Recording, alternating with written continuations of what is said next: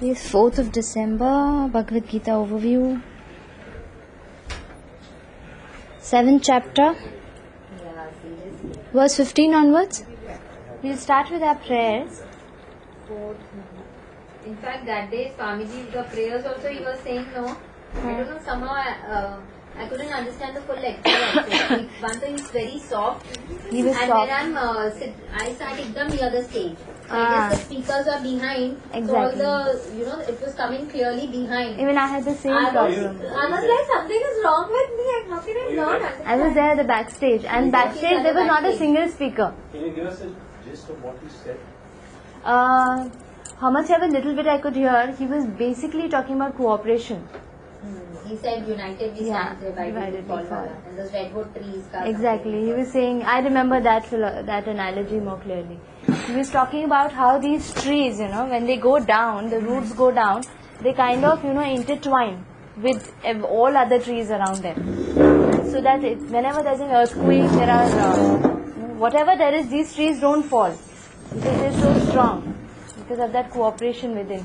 He was saying that how even our movement can actually go ahead because of cooperation. And basically he was talking that because earlier there was Prabhupada was one guru. So unity was kind of obvious because everyone is disciple of Prabhupada. He had about 5,000-6,000 disciples at that time.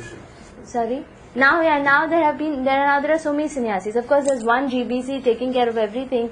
But then there's a difference, like even between cousins, how there is this kind of tiff in everything. And actually there have been cases where, devotees have been talking that my guru is better than your guru or our projects are better than yours. So that's what, Maharaj is always, every Vyas Puja he says that we are family.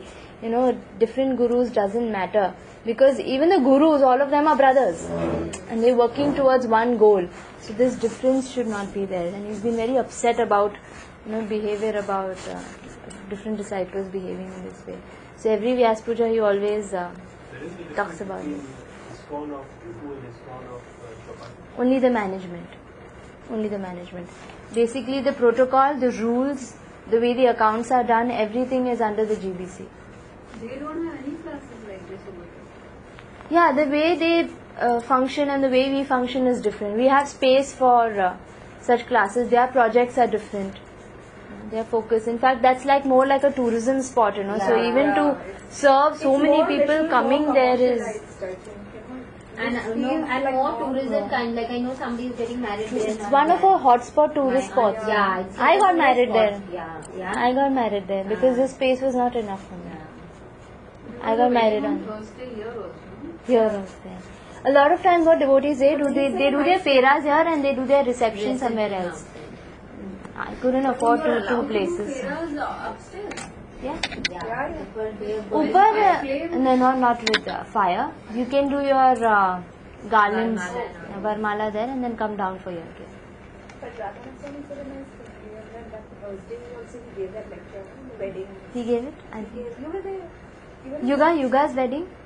That was on Friday. I thought you were sitting, but It was on Friday. I come for darshan, then I sat down because He was giving class, yeah.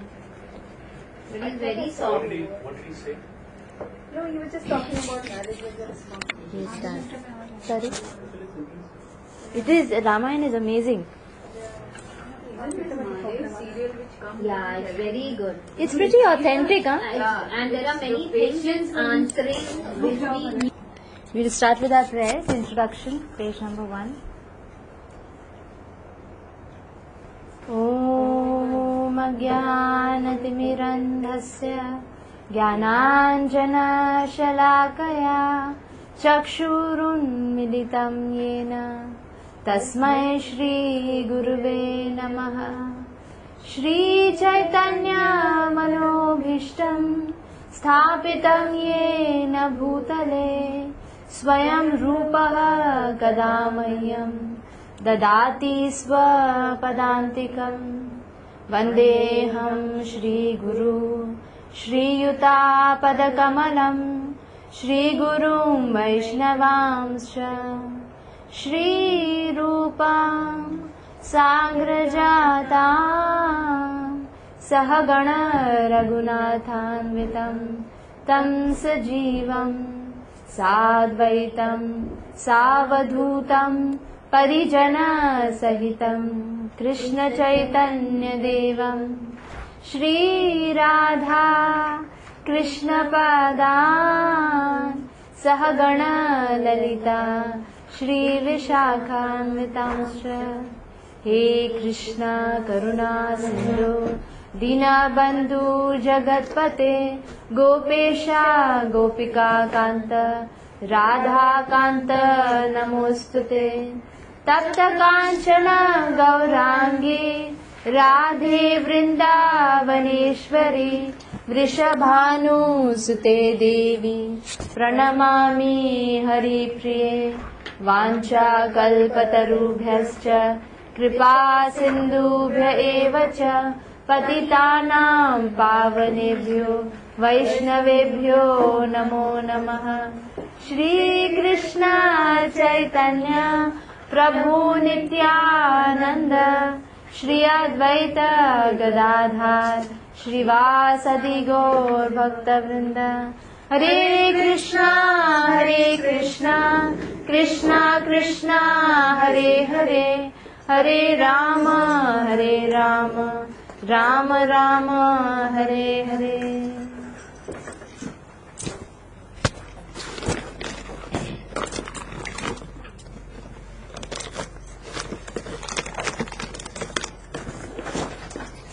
ये attendance sheet.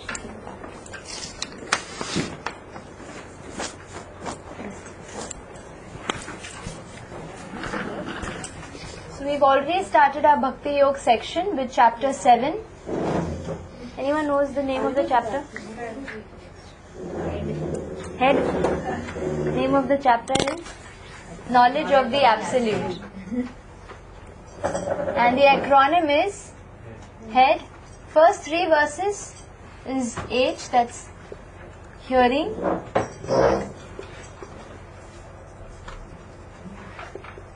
E stands for anybody? We learn to see Krishna everywhere. His presence, the way he is maintaining us. Verses 4 to 12 and then verses 13 to 19 is how many of them accept Krishna, how many of them reject the presence of God, and the last 10 verses is demigods. 22.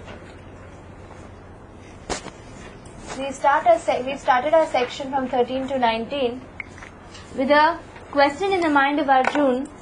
He doesn't ask it specifically, and he mentions saying that if Krishna is present everywhere, he says, I'm the taste of water, I'm the ability of man, so much omnipresence, and it's so obvious, then why do people not see God? Why do they still claim that we want to see God, or can you show me God, or why are they so oblivious to the presence of the Lord? So finally, we come to a point as to where Krishna defines as to what kind of people can see God, and what are the reasons as to why people cannot see God. So I start reading from translation of verse number 13.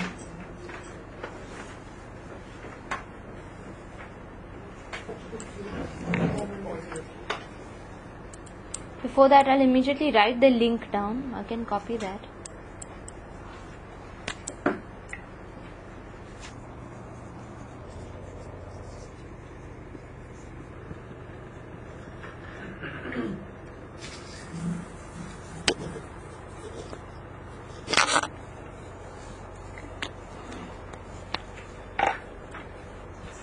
So this is the connection for the entire third section of chapter 7, accept or reject, verses 13 to verse number 19. While writing, I'll quickly read through.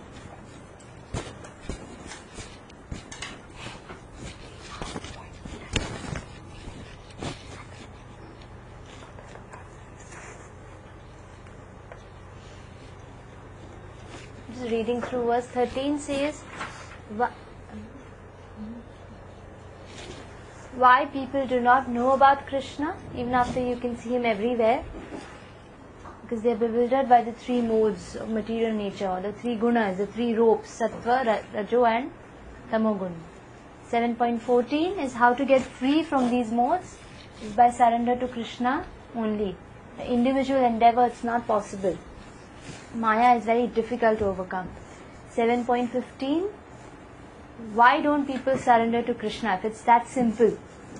Then he says 4 types of people surrender. 4 types of people who are miscreants do not surrender. Dushkriti. 4 types of dushkritis are mudhas, maya parita jnana, naradhamas, and asuram bhavam ashrita. The numbering is in the 3. The 4 kinds of people who do surrender are Arthu, Artharthi, Jigyasu, and the Jnani.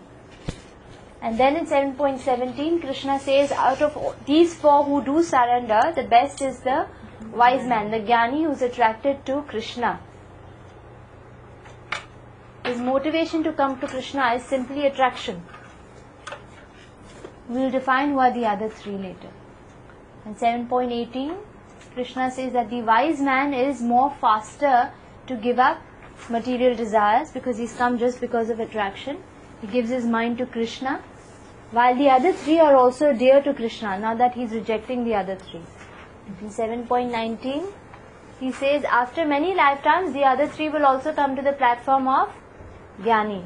After realizing that Vasudeva Sarvamiti, that everything is emanating from Vasudeva, he is the cause and the origin of everything, then these other 3 will become pure devotees, which is very rare.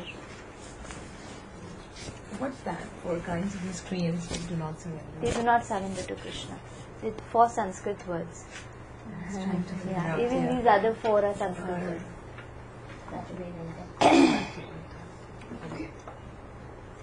And you're going to tell us what they are? Yes. Okay. We're at that point right now, 7.15. We're going to start from 7.15. So 7.13 and 7.14 is what we covered last Tuesday. We'll start from 7.15 onwards. I'll read the translation for 7.13.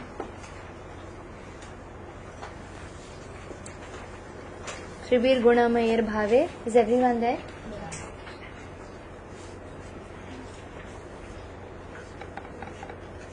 Deluded by the 3 modes, goodness, passion and ignorance, the whole world does not know me, who am above the modes and inexhaustible. That means in the previous few verses, between verses 4 to 12 of this chapter, he defined how they can see every Krishna everywhere. Even in the battlefield of Kurukshetra, Arjun can still perceive Krishna's hands, Krishna's presence everywhere, because he is the cause of everything. Right from taste of water to the light of the sun and moon, to ability in man, everything. And then later he says, why still people can't see him? It's because of the 3 modes of the material nature. And then in the next verse he says, this divine energy of mine, this Maya, this material energy, which consists of the 3 modes of material nature, that is Tamogun, Rajogun and Sattvagun, the mode of goodness, the mode of passion and the mode of ignorance. These 3 things are like 3 ropes. Guna also means quality, Guna means ropes. So imagine one particular rope I tie you up is still little loose. If I take 3 ropes, I intertwine that, like when we make these braids, and then we kind of, if we bind someone with that, it is very strong. So everyone in this material world is bound by these 3 ropes, or a combination of these 3 ropes. If someone is in mode of ignorance and it's very thick rope, or predominantly in mode of goodness, even that is still a rope. But there's a little bit of freedom. Right? I was comparing it to even in a jail, even in a prison house, when you go, there are sections of criminals. Someone who's just about to get out. So they're in a better environment. And then better facilities are given to them. There's a little bit of freedom of movement. Sometimes they're even assisting the police guards and sometimes serving or something like that.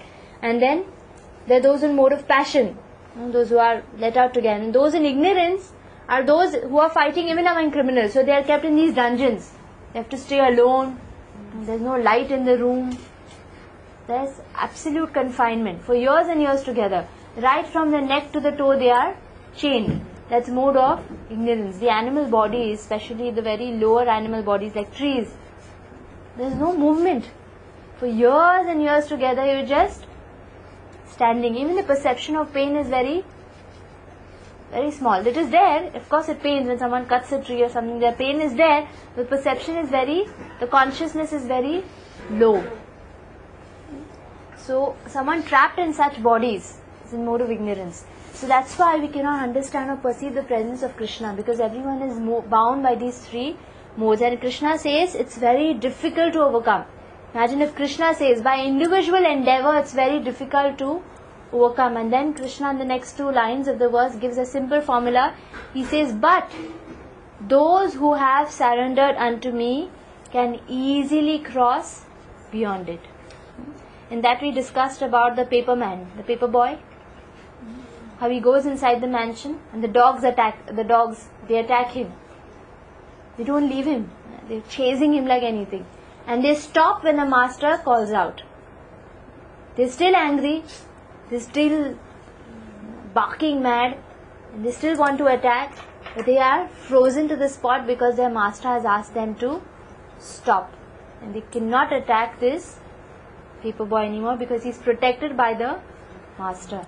So when Krishna wants to protect, when Krishna takes the devotee personally in his hands, what happens? Maya, that devotee is out of the jurisdiction of Maya. Then whatever happens in this devotee's life, what is that? Not affected by. Yeah, it's not run by Maya.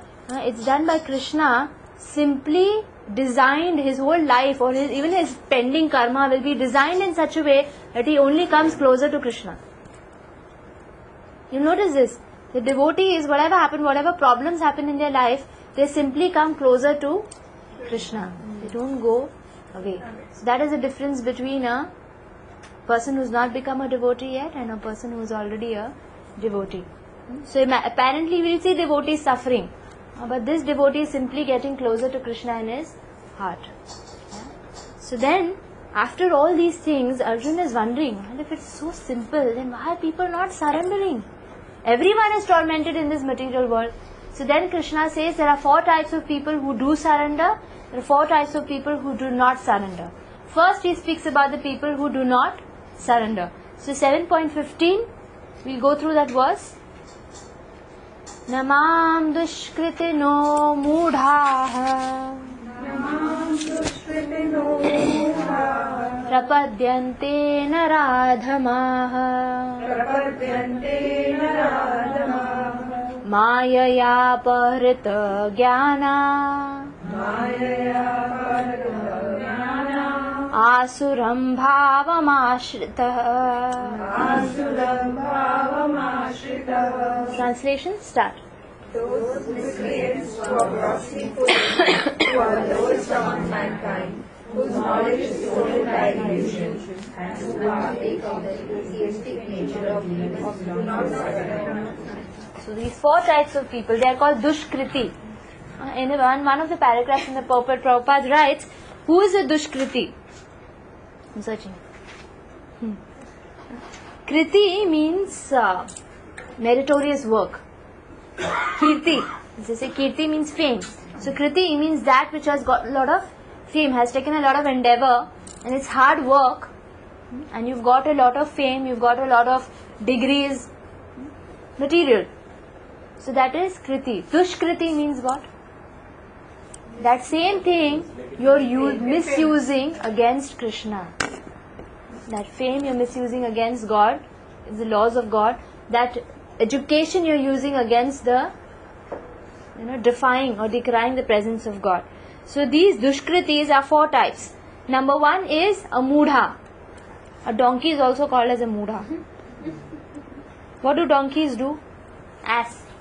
Prabhupada writes there, ass. He's simply working hard. There's a typical analogy that I think Bhakti Siddhanta Saraswati Thakur writes. He's the guru of Prabhupada. What does he say? He said there were 2 asses talking. He says, why do you work so hard? You're carrying this whole burden every single day, foaming from your mouth because you're so tired. And finally in the evening you get only the whips of the master and some grass, which anyway I'm enjoying in the open, lush, fields. You come with us. What does the other assay? He says, no, there's a female for whom I'm doing everything. She stays in that. So for her I'm doing everything. What does she do? When this male ass goes to the female ass, she simply kicks on his face. Right? So this is the condition of a mudha, who's grossly foolish. Now, remember when I was reading some material through just yesterday, so basically every human being has 4 requirements in life. One is physical needs. Roti, kapda, makan. That is grossly physical needs. It's everyone. It's a requirement for everyone. And there's something called an emotional need. What is that? To be loved, to love, to be wanted, relationships, some emotional need. Right? And then there is intellectual need. Something, maybe leaving a legacy behind you. That's like an intellectual need. Right? No, not legacy. What is that? To live a very quality life. Basically. That is an intellectual need. You want to learn more. You want to grow as an individual. Some people don't have this need. Some people, have this burning need. Sometimes even physical needs are not so important as much as intellectual needs. They'll go on and all. They sit in libraries. They'll sit reading for hours together. They don't know whether they've eaten, they've not eaten, or who's meeting them. That's an intellectual need. The last is a spiritual need that the soul requires. Now a mudha is one who's simply busy fulfilling 3: physical, intellectual and emotional, and forgets about the spiritual need of a human being, who's only busy doing this. So that person is called a mudha. He is grossly foolish, because this life of a human being is like a chariot, it's like a car of 4 wheels. Imagine driving a car without one wheel.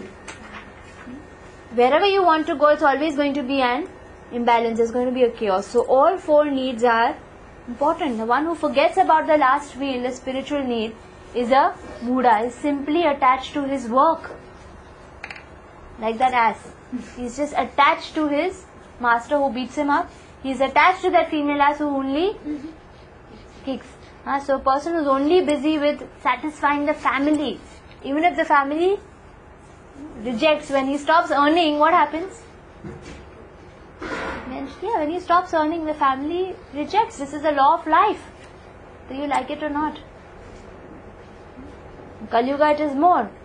So those people are called mudhas. They do not surrender to Krishna because they're just too busy. So that's why Prabhupada writes they are grossly foolish.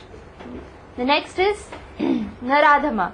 Nara is human beings. Human beings are called as Nara. Adhama is fallen. That means amongst the in 84 lakh species, we have 84 lakh yoni. 4 lakhs are human beings. There are 9 lakh birds. There are 10 lakh species of aquatics.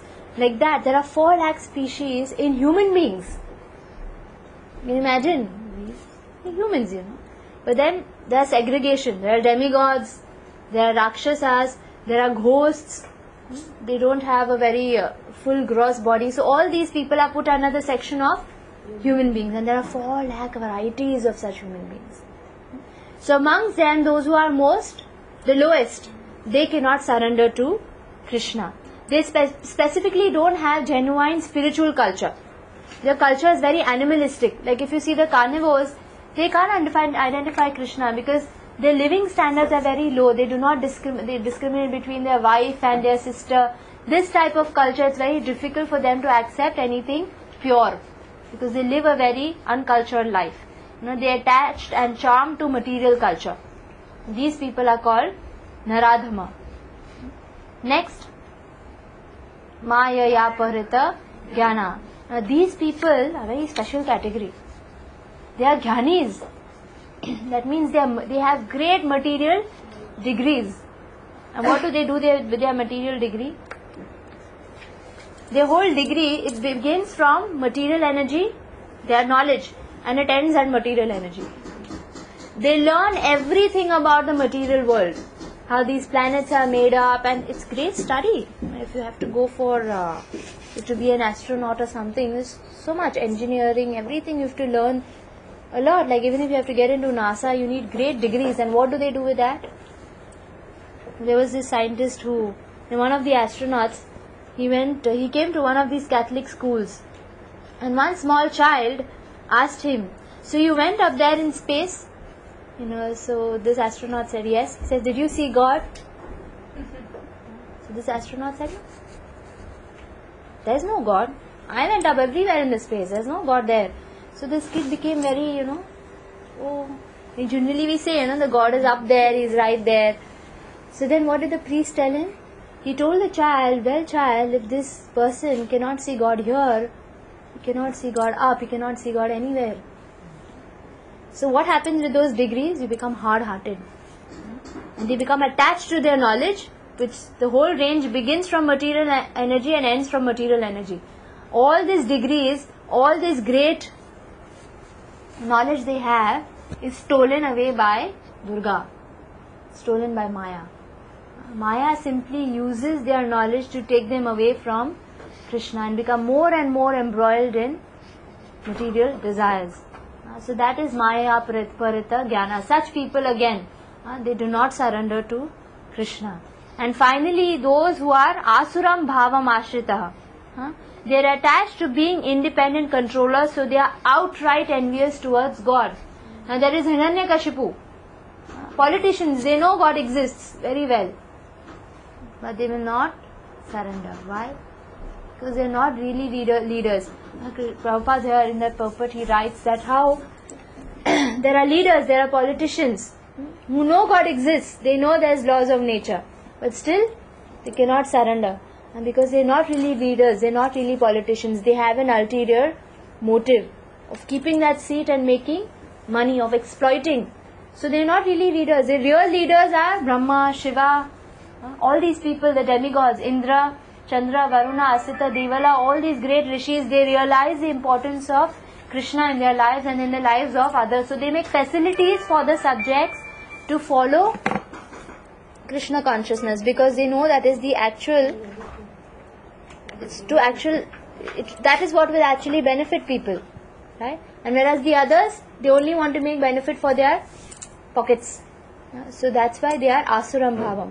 Hiranyakashipu, what happened when his brother Hiranyaksha died?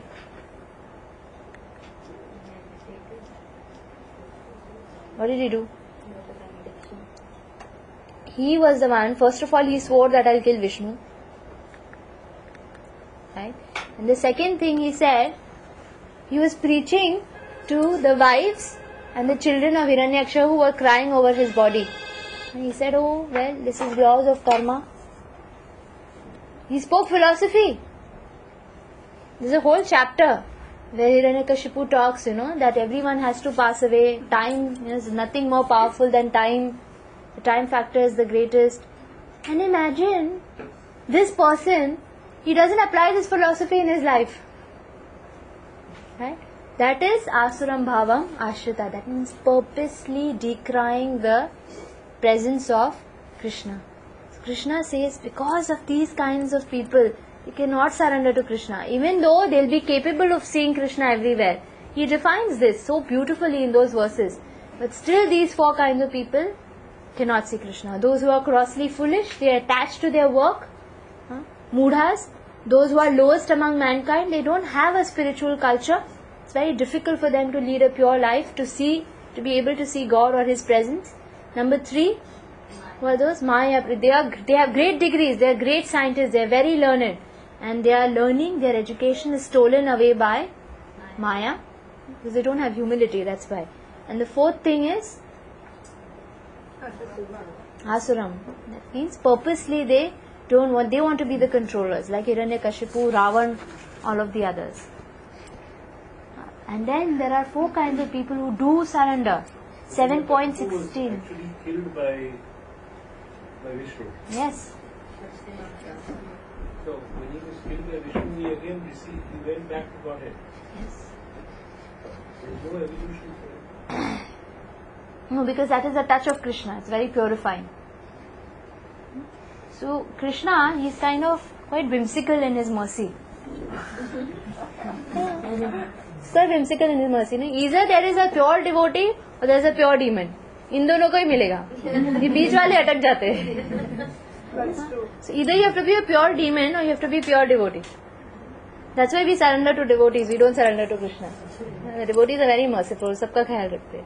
Right, from pure demon to pure devotee to those in between. Like us, we are kind of side more. So even Shishupal, everyone was quite astonished. Putana, amazing. He gave a place as a spiritual nurse in the spiritual world. He gave a place as a nurse. Uddhav, he sings this in the 10th canto of Srimad Bhagavatam. He says, this is amazing, nobody can understand your mercy. He says, she came, she was so vicious. Even amongst the demons, Putana was the most fallen. Even in demons, there are categories, She used to kill babies. She would drink their blood. So fallen, this lady. What did Krishna do? Oh, she gave me milk, that's ho gaya. This is the criteria now. What do you say? He gives her place in the spiritual world as a nurse.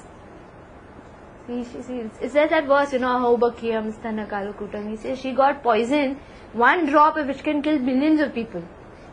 That she came to give Krishna. What did Krishna do? And there are so many others who are praying, they're doing yagyas, they're doing, yogic tapasya. He doesn't even look at them. He's not interested. He yawns when, there is one particular pastime where the Brahmanas, they are chanting such beautiful verses, they are conducting these elaborate yagyas and Krishna is yawning. This is so boring. And he gives Putana the highest. That's why he's very whimsical. The way he functions, the way his mercy functions. Challenging people. Huh? He means challenging people. Doesn't mean Shabari, what challenge she had? She was, tasting and he was giving to Ram. But he just say the intention. What challenge was there in Jatayu? He didn't even do last rites for his own father, Dashrath. And he did for a vulture. Even amongst animals, vulture is considered a very lowly kind of animal because he doesn't even eat live things. He eats dead bodies. So that is Jatayu. But simply because he served Sita and he was unsuccessful, Ravan took away Sita. He was dying, but still he did the last rites for. Basically, he was getting late. He had to find Sita, but still he waited for Jatayu. How would you define? We are kind of moody, and the Lord is also there. We get that mood swings from the Lord only, I think. Because he is also like that. Sometimes he'll be very merciful. Sometimes he'll be. One Dhobi, he was there, and he asked. What did he ask? He was actually a great yogi who got this because of his great austerities and everything. He got darshan of Krishna in Mathura. When Akrur got Krishna and Balram back to see Ravan. Ravan nahi, kaun hai wo? Kans.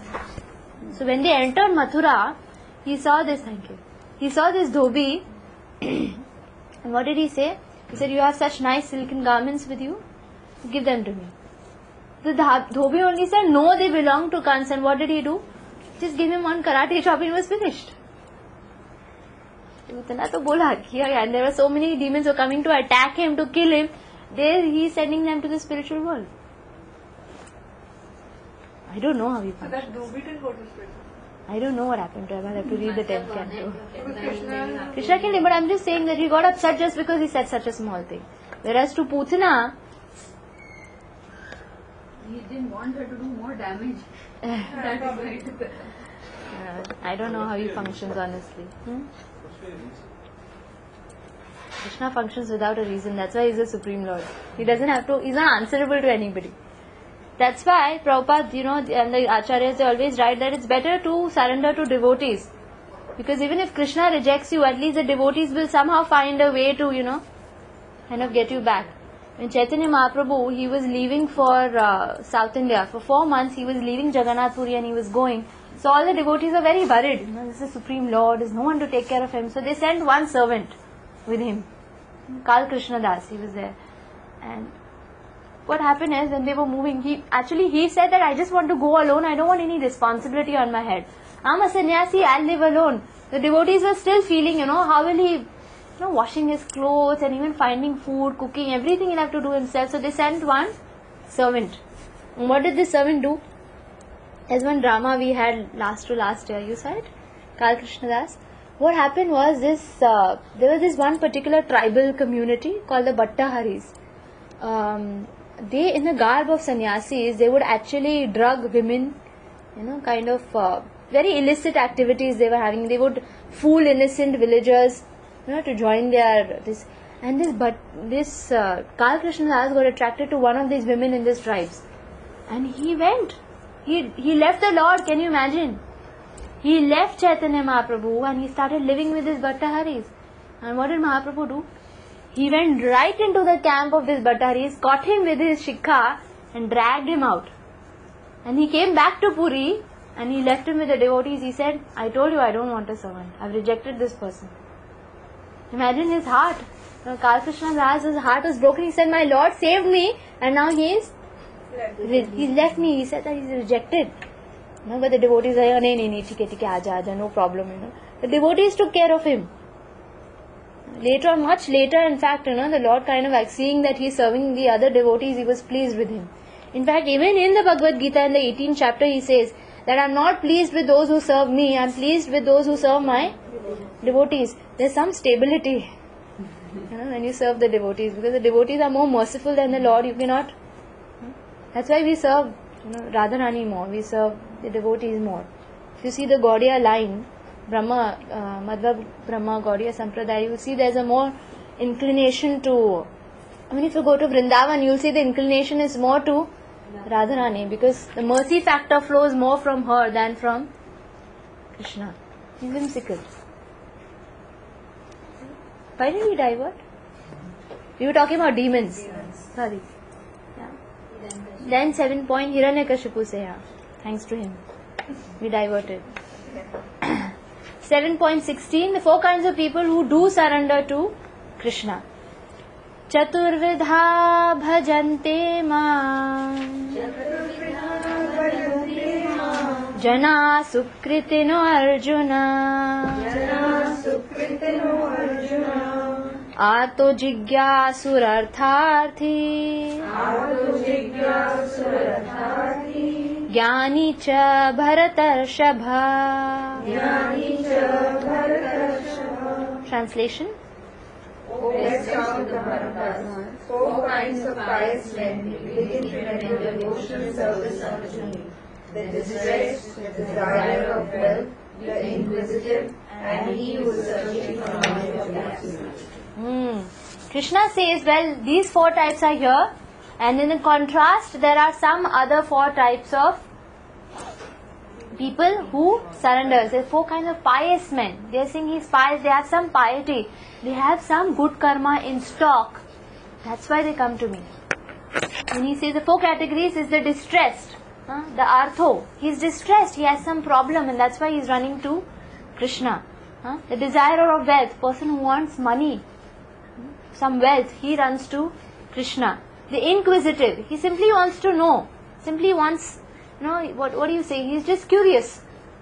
What is beyond this material world? He understands that there is some force behind this material world, he wants to know. Inquisitive. And the last person is, he's searching for knowledge of absolute truth. He's attracted to, he's the wise man, he's the jnani, one who knows things as they are. Prabhupada writes there, in the word-to-word translation, jnani is one who knows things as they are. They come to Krishna simply because they are attracted to Krishna. There's no other motive. Right? So are these 4. Now in the purport, Prabhupada writes something from the first paragraph. Can you see there's one shloka in the end of the first paragraph? Yeah. The Bhakti Rasamrit Sindhu, in English this book is called as Nectar of Devotion. It's available in the gift shop. It defines pure devotion. This book is written by Rupa Goswami. He is defining what is bhakti. Anya bilashita shunyam jnana karmadyanavritam anukulena krishnanu shilanam bhaktir uttama. Says one should render transcendental loving service to the Supreme Lord Krishna. Number 1, favorably. And number 2, without any desire for material profit or gain through fruitive activities or philosophical speculation. That is called pure devotional service. Now this is pure. And Krishna is mentioning, are they in the pure category? They don't fit into this definition. No, no, no. I have water. You have it? Yeah. Boiled only.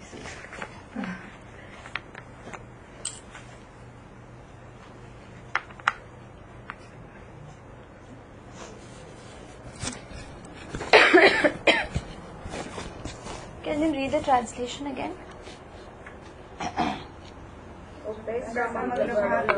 All kinds of pious men begin to render devotional service unto me. The distressed, the desirous of wealth, the inquisitive, and he who is searching for knowledge of the Absolute. So for distressed, the Srimad Bhagavatam gives one example. Anyone knows who? Gajendra. Is there? Who's Gajendra? The elephant Gajendra. What happened to him? He was attacked by a crocodile, and he knew that now I'm not going to survive. So what did he do? Immediately, what did he do? He remembered the Lord, saying that now I don't have any other shelter, I simply have shelter of you. At the time of death, one who can think of the Supreme Lord, distressed, comes under this category. So when he got the darshan of Vishnu, who personally came down in Garuda to save Gajendra, immediately offered a lotus. So that was his bhakti. He offered. He falls under that category. Now here, Krishna is saying that those who are pious can do that. Because every distressed person doesn't serve Krishna. They get into drugs, they get into alcohol, they can get into bad company. Many options are available. Krishna calls these people pious because they come to him. They are special because they come to Krishna. Anyway you come to Krishna, you are special. Because there are so many options that you can either select. So many options are available in this material world. When you choose to serve Krishna, when you are distressed, that is great piety. So Gajendra is glorious. He is mentioned in Srimad Bhagavatam because he chose to serve Krishna in his distress. Or when you are distressed, you are so engulfed with your pain, you can't think of Krishna. It's very difficult. In fact, some devotees have to make an effort to even chant. Even chanting becomes irritating. Have you seen this? God forbid, I hope no one experiences this, but it's there sometimes when you're so tormented, you can't think of Krishna. Like many people blame Krishna for their problems. So someone who can surrender is pious. So Krishna says, these kind of people come to me, distressed come to me. And then the desirer of wealth, Dhruva. Why did he go to Krishna? Dhruva Maharaj, 4-year-old boy. What does his mother say? He was rejected by his father. And his father was, what's his name? Uttanapad. He had 2 wives, Suruchi, Suniti. Suruchi's son was sitting on his lap, Uttam, small boy, he was 4-year-old also. He was sitting on the father's lap. What did Dhruv want? He simply wanted to come and sit on the other lap. Didn't take him. What did Suruchi say? She said many, very humiliating, insulting words. Literally saying that if you want to sit on your father's lap, you have to take birth from my womb. And she rejected him. In fact, even the father didn't say anything.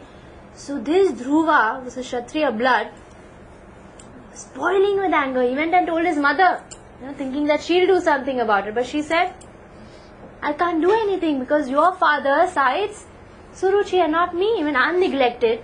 So because you're, I'm unfortunate. So you've, kind of inherited that misfortune from me, and your father's rejecting you also. So Dhruv said, okay, then where will I get? I don't want my father. I don't want his lap. I don't want his property. I will get a bigger property than even my forefather. Now who is he talking about? He's talking about Brahma. Means property which is even bigger than this 14 planetary system. Who can give you this? The Suruchi is very simple household lady. She says, I think only Vishnu can give you this. She very simply said it. Dhruva took it seriously. He said, Acha, where will I find Vishnu? So what did she say? He says, well, the sages go to the forest to meditate and they find him there. Maybe even you will find him there. And he left. this boy, he walked out of the palace, he went right into the forest to find Vishnu. And sure enough, this desirer of wealth, this boy, he found Vishnu in 6 months. Desirer of wealth. Second kind of people who come to Krishna. Number 3, inquisitive. Who are the inquisitive ones? I forgot. Can't recollect. Last category.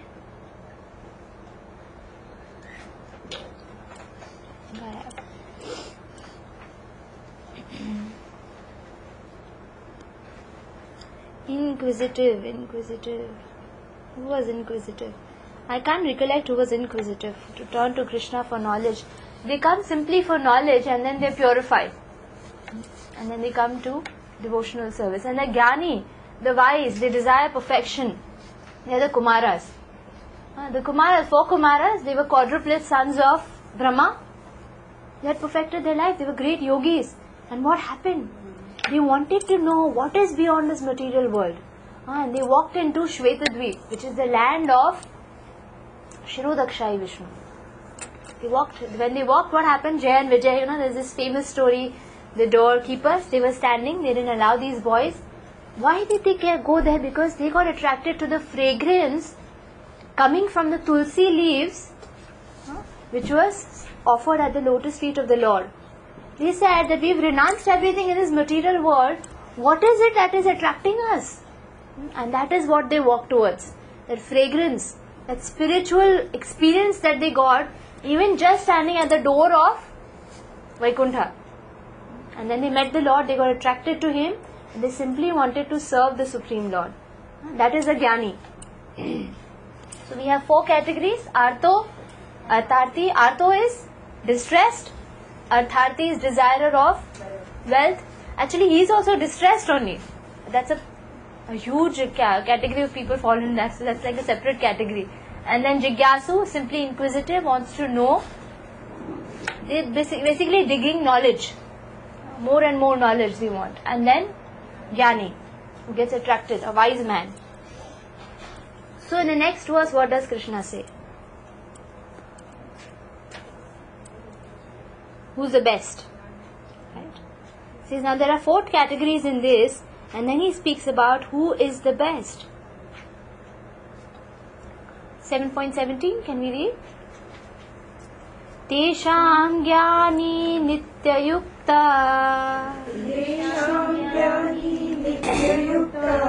Eka Bhaktir Vishishyate Priyo hi Jnaninotyartham Aham sacha mama priyaha. Translation. Full knowledge and who is always engaged in pure devotional service is the best. For I am very dear to him and he is dear to me. Right, so 7.17, Krishna says that last person, that Jnani, that wise man who is attracted to me is the best. Why? He is very dear to him, I am dear to him. Right? Now while this Panda is working, we'll do it next Tuesday. We'll chant one small verse since it's 12:29. It's time up now. We'll stop here at this point. 3 more verses and we can end this section. And we'll chant one small verse. A small mala.